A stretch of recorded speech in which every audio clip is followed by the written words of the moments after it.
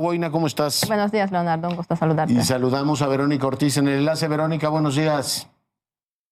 Buenos días, Leonardo, Beata, qué gusto saludarlos. Beata, un G20 que amenaza, en el caso de la India, con dividir todavía más a los integrantes. Decía yo que no sé si los indios tengan la habilidad de la diplomacia indonesia, que logró efectivamente moverse en dos aguas. ¿Cómo ves la reunión? Mira, la reunión muy difícil realmente, que empezó ayer y tuvo lugar hoy en la India. De hecho, sí parece que los indios sí han logrado la declaración, porque sí acaba de salir hace un momento la declaración conjunta de los 20, muy particular declaración, porque se ve claramente la división en dos grupos, que son 18 más 2, que es Rusia y China. Rusia y China no aceptaron los puntos 3 y 4 de la declaración, que se refieren precisamente al tema de la invasión rusa en Ucrania y ese llamado general que se hace a que Rusia pues, se retire de los territorios ucranianos, pero los demás sí se sumaron a esa declaración. Entonces tenemos una declaración conjunta de los ministros de Relaciones Exteriores, en la cual claramente vemos... México la suscribe, naturalmente. Obviamente sí, México sí participó el canciller Ebrard, además sentado al lado de Lavrov en la mesa, así le toca por el alfabeto que usan en ese contexto.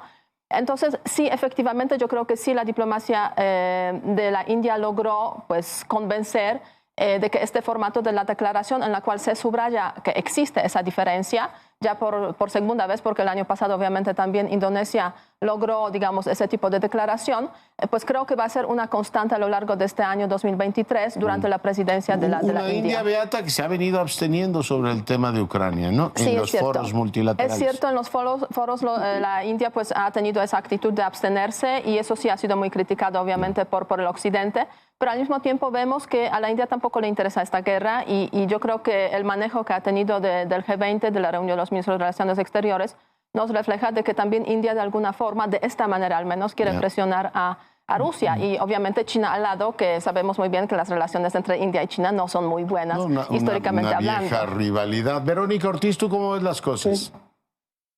Sí, mira, efectivamente creo que es un triunfo para la diplomacia india de haber logrado esta declaración que hasta hace un rato no se veía posible, precisamente por las diferencias en el tema de Ucrania. Y si bien es una buena noticia que se suscribe esta declaración conjunta, creo que en el fondo se siguen viendo todavía esta, digamos, de confrontación con ciertos países muy importantes sobre la, digamos, no intención de finalmente llamar a Rusia a cuentas y sobre todo el tema que es el punto de fricción, el de no enfatizar que se necesita la retirada de Rusia del territorio de Ucrania, precisamente por haber violado el derecho internacional. En ese sentido, creo que, como dice Beata, esa será la constante a lo largo del año, pero eso sigue siendo pues implícitamente un triunfo para Rusia, un triunfo simbólico y que le permitirá seguir alargando desafortunadamente esta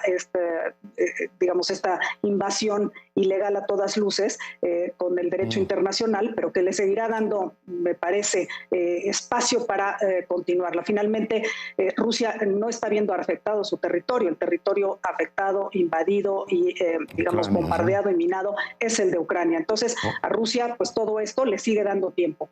A ver si nos da tiempo de desahogar los tres temas, porque siempre agarramos uno y es muy interesante. Ucrania dice, si yo tengo que enfrentar una guerra, digamos, básicamente de infantería, los rusos traen una enorme ventaja. Siguen pidiendo que les den casas. Y veo una polémica, o sea, aviones, casa. En este caso, viene una polémica ahora en el Congreso de los Estados Unidos con su presidente, decir, démosle los F-16. ¿Tú tienes información de en dónde va ese caso, Beata?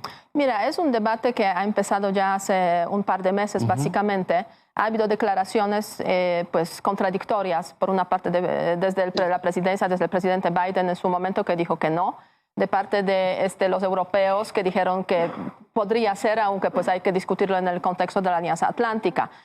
Sería un paso muy relevante para Ucrania, sin ninguna duda, pero la verdad es que me da la sensación de que ahora sí hay como demasiadas divisiones y ya entregarle aviones de esta naturaleza tipo F-16... generaría un desequilibrio. Quizás un desequilibrio, una posibilidad de que Ucrania podría, digamos, llegar al territorio de Rusia sin grandes problemas. Y eso es lo que principalmente preocupa a los aliados. Entonces me da la sensación de que seguiremos un poco más con ese debate.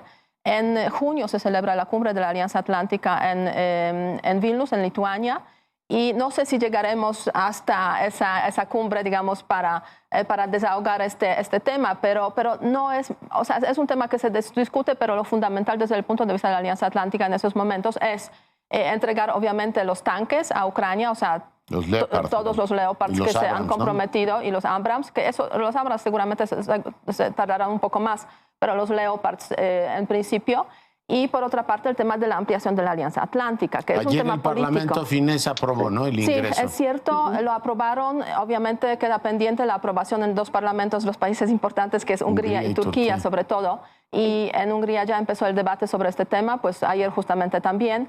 Turquía parece que hay avances en ese aspecto porque se regresó a las negociaciones con Suecia y con Finlandia. Ese es el punto desde la perspectiva política muy relevante. Ya lo creo.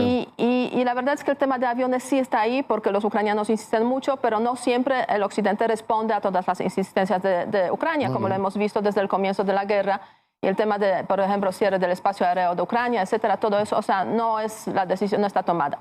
Pero regresando al tema de G20, solamente un apunte más. Ha habido reunión de Lavrov y Blinken. En esa reunión, unos 10 minutos que hablaron, por ahí transcendieron algunos elementos. Obviamente, Estados Unidos reiterando su apoyo incondicional a Ucrania y solicitando que Rusia regrese a START. Hace un buen rato que no hablaban, ¿no? Pues desde el comienzo de la guerra. Desde el comienzo de la guerra. Verónica, te muevo rápidamente el tablero porque quiero tu opinión. Nos quedan 2 minutos sobre la relación en México-Estados Unidos, que también están buenas. O sea, a buen Salazar o a buen entendedor, un Salazar claramente. Es decir, a ver, Estados Unidos defiende la democracia. Ya nos lo dijo el Departamento de Estado y lo reitera Salazar. No hay manera de eludir en este caso que nos lo están diciendo. La polémica es si eso es o no injerencia, Verónica. Mira, no, Leonardo, yo creo que en el contexto justo incluso de la Carta Democrática, por ejemplo, de la OEA, de la exigencia de las cláusulas democráticas que se prevén en muchos tratados, me parece que es simplemente una exigencia de que se cumplan con las reglas democráticas y que se respete la división de poderes y básicamente el tener un organismo autónomo para unas elecciones libres, competitivas, creíbles, que es lo mínimo que se necesita. Y aquí lo lamentable es que estamos creando un punto de tensión adicional con Estados Unidos, que de por sí ya la imagen de México con el tema de García Luna y demás ha sido pues muy negativa en los últimos meses y obviamente las últimas semanas.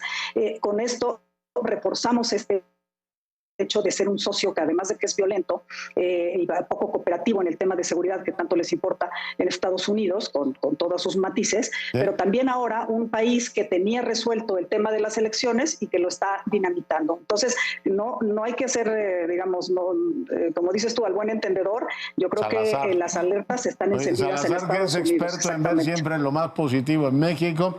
En este caso, exactamente. Pues nosotros queremos en la democracia. Ya si Salazar te critica, pues imagínate. Bueno, no es que claro, refleja el sentir. Digo, eso esto es lo importante. que piensa el gobierno Biden.